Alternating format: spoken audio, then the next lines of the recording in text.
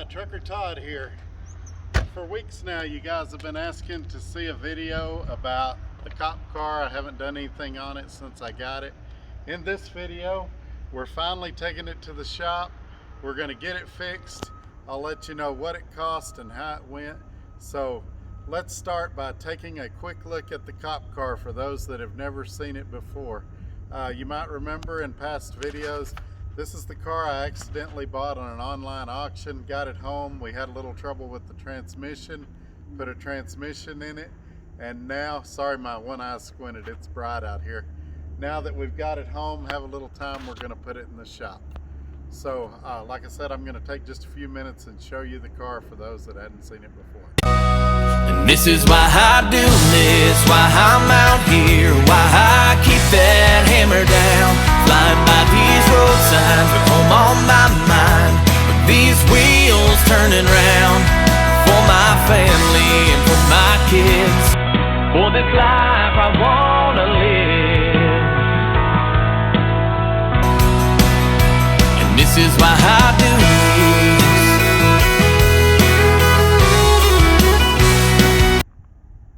So this is the 2007 Ford Crown Victoria. It is a police interceptor. It also has the street appearance package on it, which is what a lot of detectives use to make it look like just a regular street car for when they're out writing tickets. When I had it in outside storage, you can see the sun really peeled the paint. It's going to have a paint job. I'm not going to put a bunch of money in this car, so I may take it to somewhere like Mako at some point.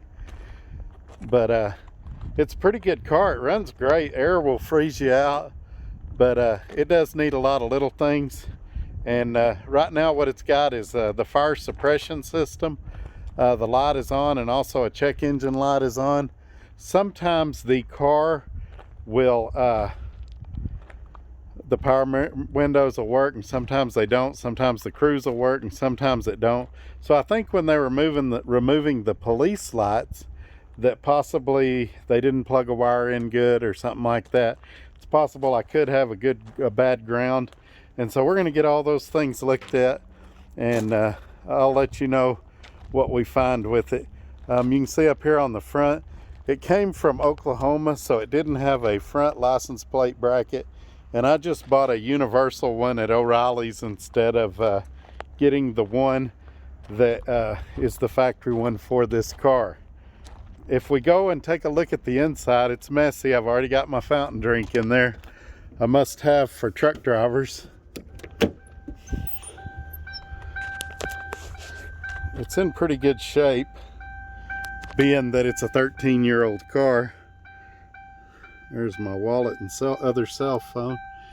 These are, they have rubber floors. They have just a basic AM/FM radio. But like I say, so far everything works. I've had to hook up some stuff that wasn't hooked up. Back seat.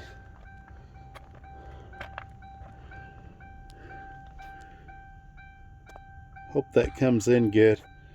All right, now let's move on to the shop. I'll show you where I'm taking it for repairs and things like that. Okay, so we got it to the shop. I wasn't able to get any video of the shop, but let me tell you what ended up happening with the car. Before I do, I didn't get to mention it earlier in the video. A lot of people are getting unsubscribed by YouTube, so look down below the video, make sure you're subscribed.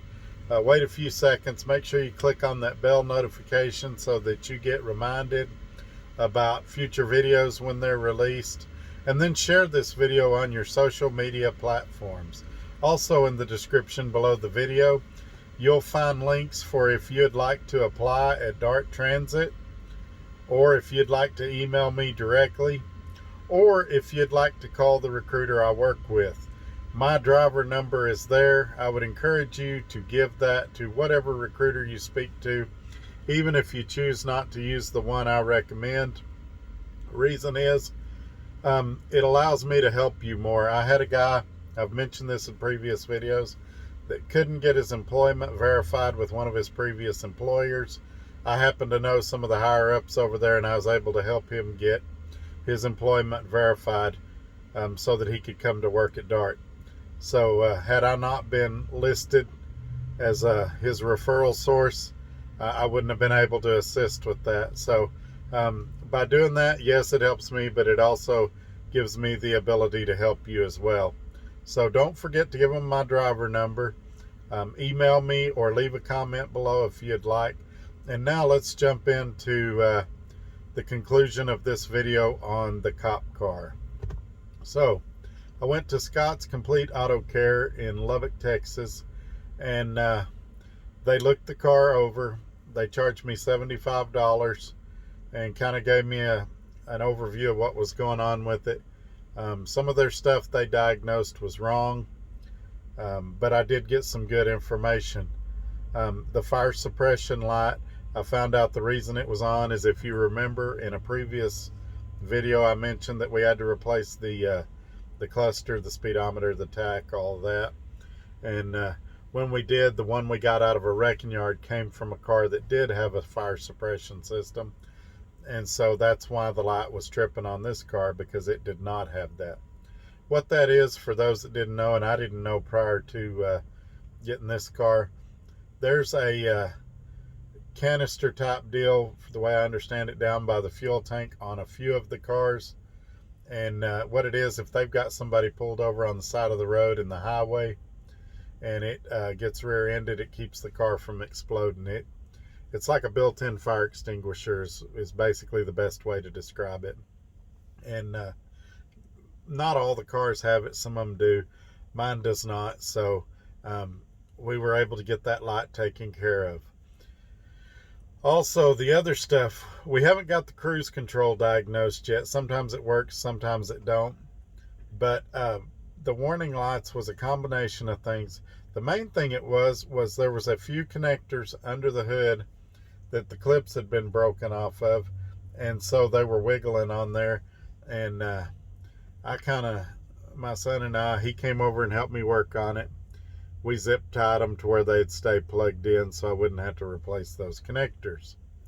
So we've got the car running a lot better. The only thing that we've still got really going on with it, I'm going to have to get the cruise looked at some point.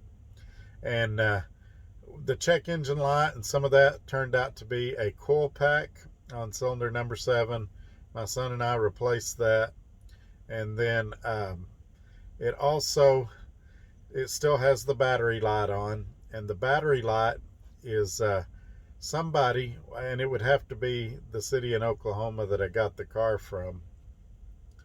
They instead of putting an alternator for a police Interceptor, which is 200 amp, they put one for a regular Crown Victoria, which is a 135. And so while it will charge the battery and run the car fine, the light will be on because the car itself, the computers on the car, don't think it's getting the amperage that it should be getting. I have not addressed that issue yet. I'm going to order an alternator on the internet and probably put it on when I go back home for Christmas. As far as in Texas, you have to have a state inspection sticker. I went ahead and had Scott's do the state inspection sticker. I was unable to get the Texas tags. I've just got temporary tags on it because it was the day before Thanksgiving and it was late at night when I got home. Thanksgiving Day, obviously, county offices were closed. And then the day after Thanksgiving, county offices were closed. They kind of take a long weekend. And then Saturday morning, I was back on the road again. So I'll be back in town before Christmas. I'll go down, get the license plates, and then I'll put on that other alternator. It's not very difficult to put on. And so if there's anything newsworthy that develops with the cop car, I'll include it in a future video.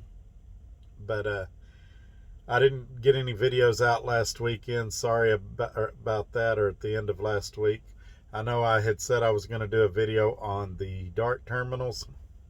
And the reason I have not done that, when I started getting prepared to do that video, I realized there's a lot of these terminals that I have not been to since 2014. And things are always changing. You know, I say in my videos, if what I tell you is true on the day that I filmed the video, but things are subject to change.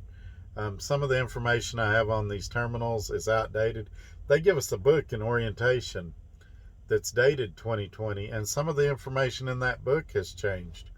And so what I want to do, within the next week and a half, I'm going to be visiting several terminals. I'm going to be in Sellersburg. I'm going to be in Egan. And so at that time, I want to take another look at the terminals, and then I'll put a video out and talk about the terminals. I'm not going to be able to hit every one of them, like the one in Ellenwood, Georgia. I'm going to have to tell you how it was in 2014 when I was there. And there's another one in Illinois that I haven't been to. I've passed by it, but I hadn't actually stopped there. So you guys, if you work for DART currently and you have some information on these terminals, feel free to shoot me an email or leave me a comment below and tell me the knowledge you have about the different terminals. And that way, if it's one I hadn't been to, I can include it in the video, and it'll be helpful for other drivers. All right, guys, I'm going to wrap it up. Y'all have a great week, and we'll catch you on the next one. Bye-bye.